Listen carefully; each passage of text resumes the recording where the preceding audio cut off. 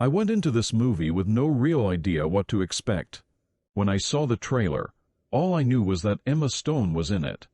William Cannon had a face that reminded me of Frankenstein, and I knew Mark Ruffalo was in it. After I finished watching the movie, I looked up the director and found out that it was Yorgos Lanthimos, the director of Killing Deer and The Lobster, two movies that I've been meaning to watch but never got around to. This makes me want to watch them even more. I wondered what was in the director's head to make a movie like this. There are popular movies and esoteric movies. In the past, esoteric works were a bit boring, and you had to look for something with meaning, and there were times when I deliberately tried to find that meaning. Nowadays, I just watch it and try to understand it to the extent that I know it. It's not like I'm going to suddenly become more knowledgeable if I force myself to understand it. I think recent movies are less esoteric than in the past. I think the biggest reason is that they've become more popular. It seems to be an inevitable judgment as movies have become more industrialized. There's no point in making a movie if it's not chosen by the masses. It's no different than masturbation if you're just patting yourself on the back for making a good movie. And that's what happens in this movie. At first, I couldn't tell the time period. But then I realized that it's set in London, so it's probably the early 1900s. Goodwin, played by William Cannon, seems to be a very brilliant scientist and doctor. He's always dissecting cadavers and exploring the human condition. Bella, played by Emma Stone, is kind of like a female version of Frankenstein. Her birth is so bizarre. It's hard to define what Bella is. When the movie starts, it's in color, and Emma Stone jumps out. Then it goes to black and white and we see Bella. She's not a normal adult, but the way she acts is like a child with a screw missing. Bella's mom committed suicide, but in a weird way, she's not really dead. She's got a child in her belly, and she's alive. She's supposed to be dead in this condition. But Goodwin discovered that her body is her mom's, and they took her brain out and transplanted it. So she's growing up, learning about the world. Her body is already an adult, it's just her brain that has to adapt. It's not like she's being taken care of like a child.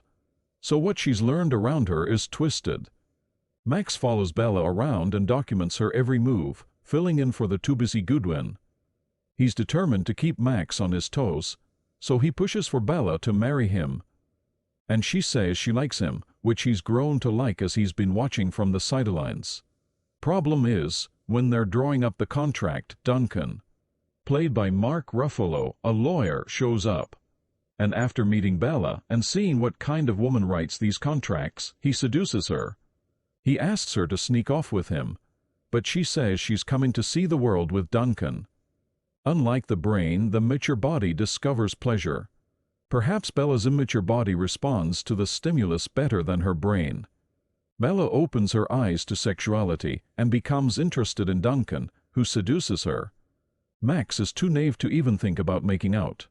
As Bella leaves London, the screen changes from black and white to color. When she's in London, she's still an infant and sees the world in black and white. When she goes out into the world with Duncan, she sees a lot of things she never knew before. Among them, Duncan and Bella are obsessed with sex. Duncan seems to have always liked it, and Bella seems to think that the highest pleasure she can get is sex, and she thinks there's nothing more fun than that, which is understandable since she's never had any experience with it. We show quite a few relationships from this point on, where she becomes a prostitute herself.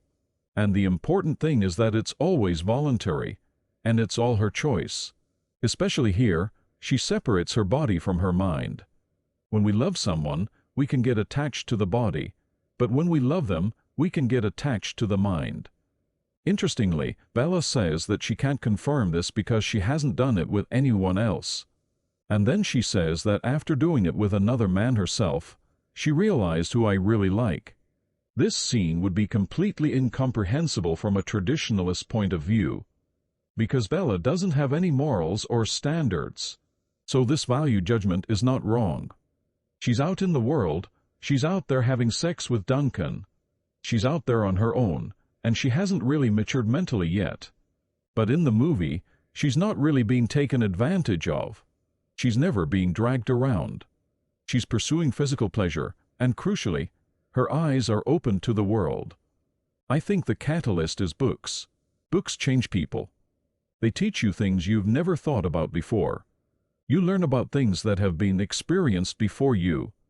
As her intellectual level rises, Bella sees the world in a different light than before. Before, she had sex simply for pleasure. After acquiring knowledge, she doesn't have much of a relationship with Duncan, even though she says she likes him. She becomes a prostitute because it's the most obvious, easy way for her to make a living. She does it for a living, but she still seems to enjoy it to some extent. She doesn't do it because she has to. She does it when she wants to.